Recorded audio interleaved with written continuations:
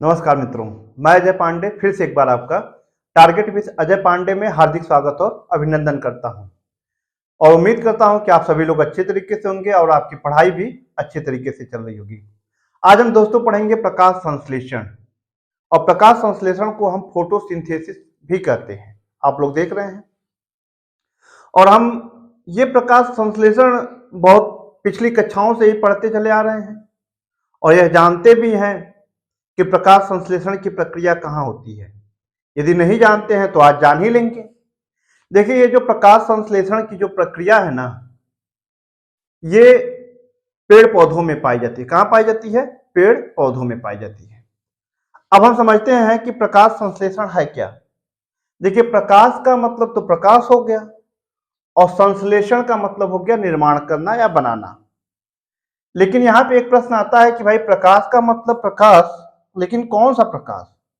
वो सूर्य का प्रकाश भी हो सकता है और आर्टिफिशियल लाइट भी हो सकती है, कृत्रिम प्रकाश भी हो सकता है। और संश्लेषण मतलब निर्माण करना, अर्थात प्रकाश की उपस्थिति में किसी चीज का निर्माण करना। लेकिन किसका निर्माण करना? भोजन का। यानी कि पेड़ पौधों के द्वारा इस प्रकाश की उपस्थिति में ही भोजन का निर्माण करना प्रकाश संश्लेषण कहलाता है। लेकिन देखिए, इस परिभाषा से कुछ होने वाला नहीं है। आप सोचेंगे कि ये परिभाषा हम दे दें और हमें अच्छा नंबर मिल जाए, तो ये संभव नहीं है। अब ट्रेंड अलग है और उसको एक्सप्रेस करने का नजरिया भी अलग होना चाहिए, क्योंकि अब हम लोग क्या हो गए हैं? बड़े हो गए हैं, छोटे बच्चे नहीं हैं। हम लोग इतने से काम नहीं चला सकते कि भाई प्रकाश की उपस्थिति में पौधों के द्वारा अपना भोजन बना लेना प्रकाश संश्लेषण कहलाता है। इससे काम नहीं चलेगा। तो फिर किससे काम चलेगा? आज हम समझते हैं। देखिए, जो प्रकाश संश्लेषण की प्रक्रिया पौधों के हरे वाले भाग में होती है ज्यादातर। अब आप कह सकते हैं कि भाई कुछ पौधों की पत्तियां तो हरी नहीं होती हैं, रंग बिरंगी होती हैं, तो क्या उसमें प्रकाश संश्लेषण नहीं होता है?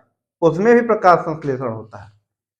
उसमें देखिएगा, प्रकाश संश्लेषण की प्रक्रिया ज्यादातर पौधों के हरे भागों में पाई जाती है। और पौधों का हरा भाग कैसे दिखता है? पौधों में क्लोरोफिल की उपस्थिति के कारण पौधों में एक वर्णक पाया जाता है, एक पिगमेंट पाया जाता है जिसका नाम है क्लोरोफिल। और उस क्लोरोफिल की उपस्थिति के कारण उनके भाग क्या दिखते हैं? हरे दिखते हैं। भाई क्लोरोफिल का काम क्या है? अभी आप कहेंगे, अभी हमने कहा कि कुछ पत्तियां हरी नहीं दिखती, उसमें भी क्लोरोफिल पाया जाता है। लेकिन जो अन्य पिगमेंट्स, जो कलर होते हैं, वो क्लोरोफिल के कलर को क्या करते हैं? ढक देते हैं, जिसके कारण हमें वो हरी नहीं दिखती है, लेकिन क्लोरोफिल वहां पे भी पाया जाता है। अब कहेंगे कि भाई क्लोरोफिल का काम क्या है? तो परेशान मत होइए, ध्यान से सुना, सब समझ में आ जाएगी। अब हम कहेंगे भाई क्लोरोफिल का काम क्या है? तो क्लोरोफिल का काम जो होता है वह सूर्य के प्रकाश को एब्जॉर्ब करना। जैसे देखिए, पहले के समय में क्या होता था, या अब भी है, कि टीवी के लिए हम लोग एंटीना लगा देते थे और एंटीना क्या करता था? सिग्नल को कैच करता था, रिसीव करता था। उसी प्रकार से हम क्लोरोफिल को पत्तियों का या पेड़ पौधों का एंटीना भी मान सकते हैं। वो क्या करता है कि सूर्य के प्रकाश को कैच करता है, एब्जॉर्ब करता है, अवशोषित करता है, या कह सकते हैं सोख लेता है। ठीक है। अब भाई इतने से तो काम चलेगा नहीं कि सूर्य का प्रकाश मिल गया और वो अपना खाना बना लिए, इससे तो काम चलेगा नहीं। अब क्या क्या चाहिए? उसके अलावा कुछ कच्चे पदार्थ भी चाहिए। अब कौन कौन से कच्चे पदार्थ चाहिए? तो पहले हमने देखा कि प्रकाश संश्लेषण के लिए हमें क्या चाहिए? सूर्य का प्रकाश। क्या चाहिए भैया? सूर्य का प्रकाश। ध्यान से देखिएगा, एकदम मत हटिएगा, नहीं तो समझ में नहीं आएगा। सूर्य का प्रकाश।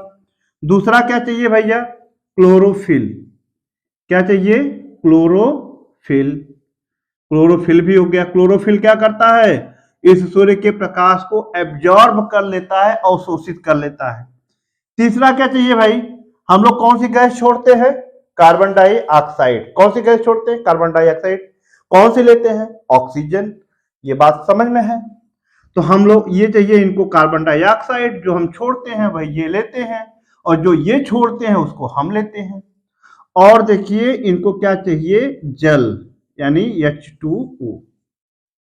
ठीक है, इतनी बात समझ में आई। अब सुनिएगा, देखिए ये देख रहे हैं आप लोग, ये देखिए किसी पौधे की पत्ती है। क्या भाई, पौधे की पत्ती, कहीं ऐसे बना देते हैं, ये हो गई पत्ती। इन्हीं पत्तियों में पाया जाता है क्या, क्लोरोफिल। क्या पाया जाता है भाई, क्लोरोफिल। और क्लोरोफिल के कारण ये हरी दिखती है। क्लोरोफिल क्या करता है कि जो सूर्य से आने वाला सूर्य का प्रकाश है, उस प्रकाश को ये क्या करता है, अवशोषित कर लेता है, और फिर उसके बाद ये जो कच्चे पदार्थ है कार्बन डाइऑक्साइड और जल, इनका उपयोग करके अपना भोजन बनाता है। और इन्हीं चीजों का उपयोग करके पेड़ पौधों के द्वारा इन सब का उपयोग करके अपने भोजन बनाने की प्रक्रिया को ही प्रकाश संश्लेषण कहते हैं। तो हम इसको कह सकते हैं आसान सी भाषा में, क्या कहेंगे, हम कह सकते हैं कि पेड़ पौधों के द्वारा, किसके द्वारा, पेड़ पौधों के द्वारा सूर्य के प्रकाश में, भाई पेड़ पौधे नहीं बनाते हैं, हमारे पास तो क्लोरोफिल है नहीं तो अगर हमारे पास भी क्लोरोफिल होता, बाल की जगह पत्तियां होती, तो हम भी लहराते फिरते और अपना भोजन बना लेते, किसी के ऊपर निर्भर नहीं होते। लेकिन ईश्वर ने ऐसा कुछ किया नहीं, अब पत्ती होती ना तो बकरी चढ़ जाती सर के ऊपर। अब सुनिए, अब क्या कहेंगे, ध्यान दीजिएगा और साथ में बोलिएगा कि पेड़ पौधों के द्वारा, किसके द्वारा, पेड़ पौधों के द्वारा सूर्य के प्रकाश की उपस्थिति में, सूर्य के प्रकाश की उपस्थिति में क्लोरोफिल की सहायता से, सूर्य के प्रकाश की उपस्थिति में क्लोरोफिल की सहायता से कार्बन डाइऑक्साइड तथा जल का उपयोग करके अपना भोजन बनाने की प्रक्रिया को हम प्रकाश संश्लेषण कहते हैं। आ गया ना समझ में, याद हो गया ना, कि पेड़ पौधों के द्वारा सूर्य के प्रकाश की उपस्थिति में क्लोरोफिल की सहायता से कार्बन डाइऑक्साइड तथा जल आदि का उपयोग करके अपना भोजन बनाने की प्रक्रिया को हम प्रकाश संश्लेषण कहते हैं। ये बात समझ में आ गई, ठीक है, आ गई तो अच्छी बात है। अब सुनिएगा, प्रकाश संश्लेषण की जो प्रक्रिया है ना, यह एक जैव रासायनिक प्रक्रिया है। कौन सी प्रक्रिया है, जैव रासायनिक प्रक्रिया। अभी सुनिएगा, अब क्या करते हैं, देखिए ये जो सूर्य का प्रकाश है ना, उसको थोड़ा छोड़िए, इसको सुनिए। सूर्य का प्रकाश है तो इसमें कौन सी ऊर्जा है, प्रकाशीय ऊर्जा। कैसी ऊर्जा है, प्रकाशीय ऊर्जा। और ये क्या करते हैं कि ये सूर्य से जो प्राप्त होने वाला प्रकाशीय ऊर्जा है, उस प्रकाशीय ऊर्जा को रासायनिक ऊर्जा में, किसमें, रासायनिक ऊर्जा में बदल देते हैं। कौन, पेड़ पौधे। इस प्रकाश संश्लेषण की प्रक्रिया में क्या होता है कि प्रकाशीय ऊर्जा का रासायनिक ऊर्जा में परिवर्तन होता है। तो प्रकाशीय ऊर्जा का रासायनिक ऊर्जा में परिवर्तन को हम जैव रासायनिक प्रक्रिया कहते हैं। क्या कहते हैं, जैव रासायनिक प्रक्रिया कहते हैं। इतनी बात समझ में आ गई। अब पूछा जाएगा कि भाई जैव रासायनिक प्रक्रिया क्या है, कौन सी प्रक्रिया, जैव रासायनिक प्रक्रिया। तो हम कह सकते हैं कि जैव रासायनिक प्रक्रिया वह प्रक्रिया है जिसमें प्रकाशीय ऊर्जा को रासायनिक ऊर्जा में बदला जाता है। एक प्रश्न तो यहां पे आ गया कि जैव रासायनिक वह प्रक्रिया है जिसमें प्रकाशीय ऊर्जा को light reaction, light energy is change into chemical energy, यानी कि प्रकाशीय ऊर्जा रासायनिक ऊर्जा में बदल जाती है। तो यहां पे ऐसा हो रहा है, इसलिए हम कह सकते हैं कि प्रकाश संश्लेषण एक जैव रासायनिक प्रक्रिया है। इतनी बात समझ में आ गई, उम्मीद है कि आपको समझ में आ गया होगा। तो लाइक कोई करते रहा करो, कमेंट वमेंट भी दे दिया करो कि हाँ भाई समझ में आ रहा है, तभी ना हम समझेंगे कि हाँ समझ में आ रहा है। ठीक है, और सब्सक्राइब भी करते रहो। अब सुनो भैया, इसको हम मिटा रहे हैं, नोट कर लीजिएगा, मिटा दे रहे हैं। अब सुन लो, देखिए प्रकाश संश्लेषण, ये प्रश्न बहुत इंपॉर्टेंट है जो बोलने जा रहे हैं। प्रकाश संश्लेषण एक उपचयी प्रक्रिया है। कौन सी प्रक्रिया है? उपचयी। प्रकाश संश्लेषण एक उपचयी प्रक्रिया। उपचयी प्रक्रिया का मतलब क्या है? एनाबोलिक रिएक्शन है। अब पूछा जाता है कि भाई एनाबोलिक रिएक्शन क्या है, उपचयी प्रक्रिया क्या है? प्रकाश संश्लेषण एक उपचयी प्रक्रिया। ध्यान से सुनिएगा क्यों उपचयी प्रक्रिया है। देखिए यहां पे क्या हो रहा है, संश्लेषण मतलब हमने क्या कहा, निर्माण करना। संश्लेषण मतलब निर्माण करना, और निर्माण करना मतलब जैसे देखिए घर है, तो घर कई चीज, छोटे छोटे चीजों से मिलकर बना हुआ है। ऐसा नहीं कि कोई बड़ी सी संरचना है, बड़ी सी एक दीवार है, उसको हमने खड़ा कर दिया और दीवार हो गई। अगर हमें दीवार खड़ी करनी है तो ईंट, बालू, सीमेंट, तमाम प्रकार की चीजों की आवश्यकता है, और जब सारी चीजें मिलती हैं तो एक बड़ी संरचना बन जाती है, दीवार बनती है ना। ठीक है, इतनी बात से सहमत है तो ठीक है। सुनिए, देखिए संश्लेषण का मतलब होता है निर्माण करना या बनाना, और उपचयी प्रक्रिया में क्या होता है कि सरल कार्बनिक